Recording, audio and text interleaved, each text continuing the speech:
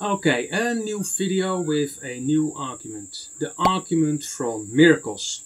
This argument and others like the argument from religious experience and the argument from change are not designed to prove the absolute existence of God.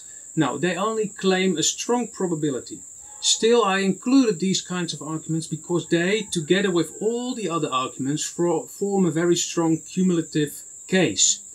Other arguments demonstrate the existence of a being that has a few of the properties only God can have. But none of these arguments, when taken individually, proves all the divine properties. However, when you take the arguments together, they form a very strong case.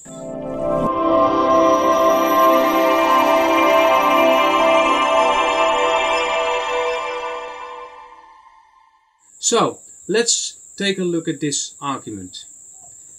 Premise number 1. A miracle is an event whose only adequate explanation is the extraordinary and direct intervention of God. Premise number 2. There are numerous well-attested miracles. Premise number 3. Therefore, there are numerous events whose only adequate explanation is the extraordinary and direct intervention of God. And then premise number 4. Therefore, God exists. Obviously, if you believe that some extraordinary event is a miracle, then you believe in divine agency. And you believe that such agency was at work in this event. But how do we know this event was a miracle? If miracles exist, then God must exist, right?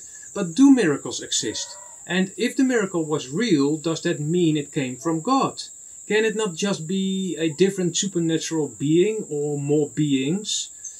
Well, to start with that last question, many critics will, and I think rightly so, point out that we assume God. And yes, that's true. A Christian assumes God to be the only explanation. But why? Well, for this we will have to go back to the other theistic arguments. Especially the ontological argument is very helpful here. In that argument we've concluded that there must be a maximally great being. A maximally great being cannot share his maximality with other beings because that would render him less maximal. So if God exists, then he can only be the only one because besides him cannot be another maximally great being. But we also have the teleological arguments in which we have seen that God needs to be timeless, spaceless, immaterial, all-powerful, willing, and maximally intelligent. So, as a Christian, you have nothing to be ashamed of. We can safely assume God as the divine agent. But if you, as critic, want to dismiss this idea, I suggest doing so by debunking the other theistic arguments. And if I were you, I would start with the cosmological, then the ontological, and finally the teleological arguments. And for all you other guys who are watching and girls who are watching this video, let's just move on. Okay, let's see what a miracle is. In the first place, the event must be extraordinary. But there are many extraordinary things happening all around the world. What to think about these news items where they tell you that it had been raining fish somewhere in the desert? Such an event is not a miracle because that could have had a natural course, right? But also we could not qualify it as religious. We would treat this kind of happenings more like a strange event.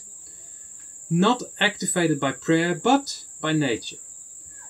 A miracle only counts as such when we can qualify it as religious as well. And I mean religious in the sense of you walking in that same desert and praying to God to send food and water. And all of a sudden it starts to rain big time. And what do you know? With that rain, fish starts to fall out of the sky. Yep, then you have a real miracle on your hand. It would be very hard to consider that what just happened to be a deception or even an extraordinary coincidence. So when someone talks about a miracle, it is important to know that it's important to know the setting in which it happened and all the things around it. Now many, and not in the least I myself, believe that God intervenes all the time. So let me tell you about the car accident I had just after I uploaded the last video.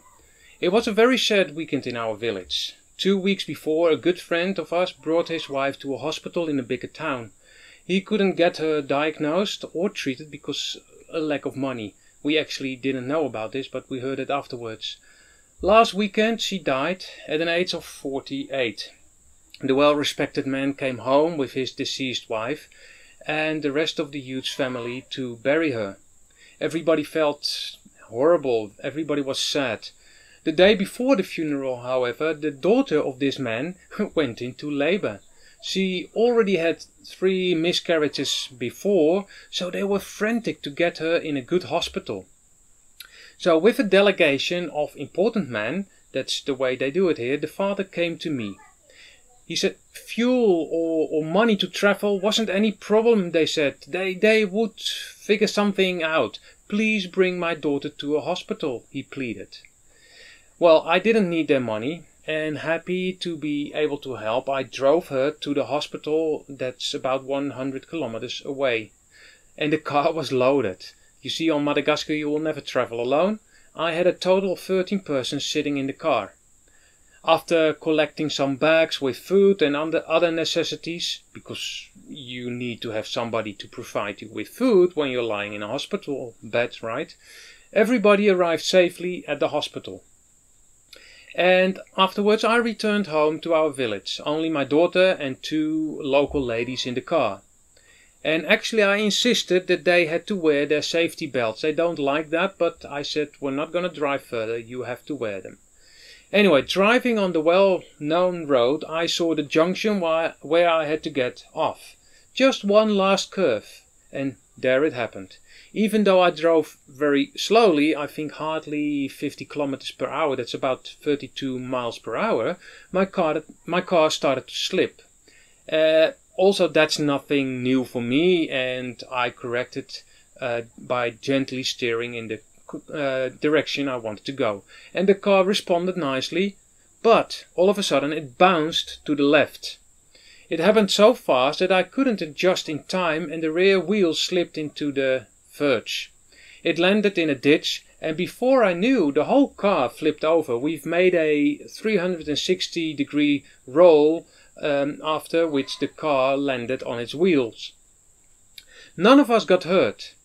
So, and now look at the pictures. The whole rear end is like mingled. It's totally smashed. So what would have happened if somebody had been sitting there? Anyway, I called my wife and I was rather emotional and asked her to tell our friend the mayor to collect us. And after that I called my friend who has an organization called Hoverate in the capital city. And he right away sent 2 mechanics to collect the car. They were able to drive the car for almost 600 kilometers to the capital. They only complained about that they got wet from the rain because the body was totally smashed. You see, if you live and work in a country like this, you really need friends like these men. Okay, but how about me and my daughter? Still being alive and not even having a scratch? I, as a Christian, definitely say that God protected us for worse. I call this divine intervention. Yes, I will absolutely give all the glory for our health to God. For God is good all the time, and all the time God is good. But even though I recognize this as miraculous, I would not be able to make a hard case for the predicate miracle. Why not?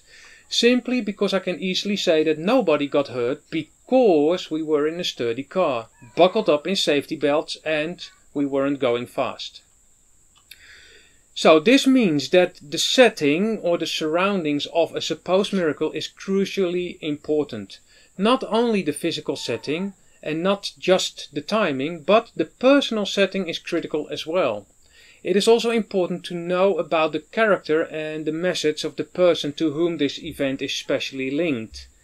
If we look at some of the miracles from the New Testament and we decide to remove them from their context and from the teachings and personality of Jesus, that would diminish these miracles from their religious significance big time. Why? Because when we call something a miracle, we interpret it religiously. But to see it as religiously, we definitely need a context or setting which justifies such explanation. Part of this setting usually needs a person whose moral authority is first affirmed and whose religious authority, which the miracle seems to affirm, is then acknowledged. So discussions whether something is a miracle or not quite often don't discuss this point, but the setting in which a miracle happened does play a critical part. Miracles are mostly recognized as genuine miracles when they evolve around a trustworthy and genuine person. Many only accepted the miracles in the New Testament, for example, as genuine acts of God after they started to explore the character and teachings of Jesus. So we can't really say that we have a proof from miracles, because recognizing a miracle as an act of God is depending strongly on the things happening around the situation.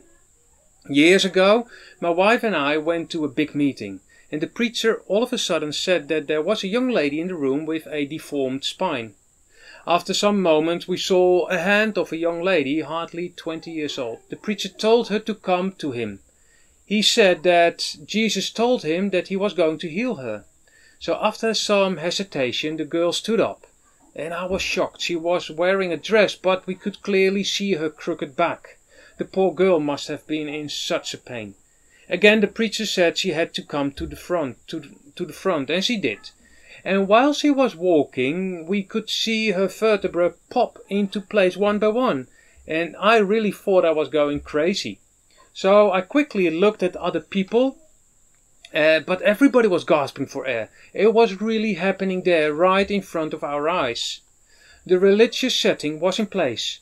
The teachings were of a high moral standard, and the preacher just said what he believed would happen. He received his knowledge from Jesus, and it happened the way he said it would. And that is what I, and with me many others, would definitely recognize and acknowledge as a miracle. An intervention from God. If you see some happening as a miracle, then you see the activity of God in this event. So there is an action in our thinking that goes from this event to its proper interpretation as miraculous. And that what gives authority to that movement is not just the event by itself, but the many factors surrounding it. These factors combined seem to require, or maybe even demand, the interpretation of a miracle. Many people will acknowledge that miraculous events exist. It seems almost impossible to dismiss the huge amounts of reliable testimonies of miracles that happen and happened throughout the ages and in all sorts of places and cultures. So, therefore, because miracles happen, their cause must exist. Their only adequate cause is God. And yes, therefore God exists. So again, this argument is not a proof, but it does give us a very muscular hint or sign. Just as with the last argument, I guess this argument is really an open invitation to discussion, and I think I would try to debunk this argument, or at least question if I didn't believe in God myself. So let me know what you think down in the comments, but mind you, I'm not always able to respond quickly, but no worries, I'm sure other viewers love to respond as well. Do take a look in the description of this video. You will find ways to support me, or you could visit my website and read the transcript of this video in your own time. I always try to make the transcript available in the Dutch and English language. I would also like to invite you to my Odyssey channel. Odyssey is a platform which is based on a new protocol called Library. And videos that are uploaded through the Library protocol are censorship free, unlike others. It would be very nice if you start following me there. And I'm mostly active on that channel. You can also comment on my videos on BitChute or YouTube, but because of our bad internet connection here, and because I'm not very active on those two channels, you most likely won't receive a reply from me there. If you want to start your own channel on Odyssey, that would be great. You can use my invitation in the description. And if you do, we both receive some free LBC. And you know I love free stuff, don't you? Anyway, as always, thank you for watching. God bless you, and we see each other in the next video. Thank you for watching this video. You can give me a thumbs up if you liked it. You can also subscribe to my channel, or even better, follow me on Odyssey. That way you will never miss a new video. You will find all the links in the description below.